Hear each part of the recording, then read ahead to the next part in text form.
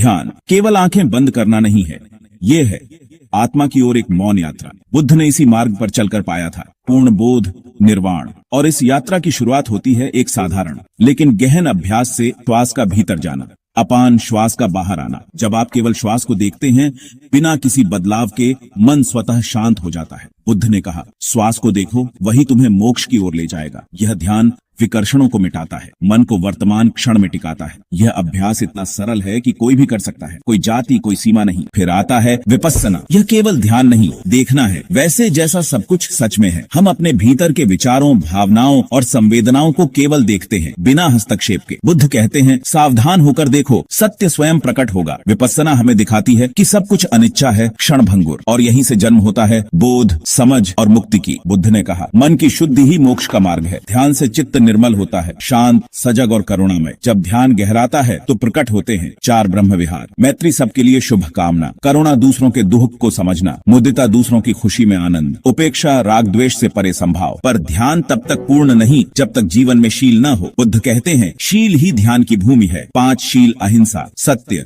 चोरी से बचाव, संयम और नशा मुक्ति, ये ध्यान को स्थिरता देते हैं। ध्यान, नैतिकता और प्रज्ञा तीनों मिलकर बनाते हैं वह मार्ग जो सीधा ले जाता है आत्मशुद्धि की ओर और फिर निर्वाण की ओर। तो आरंभ कीजिए एक श्वास से, एक दृष्टि से, एक जागरूक क्षण से। यात्रा भीतर की है, जहाँ शांति है, जहाँ बुद्ध है, जहाँ आप हैं।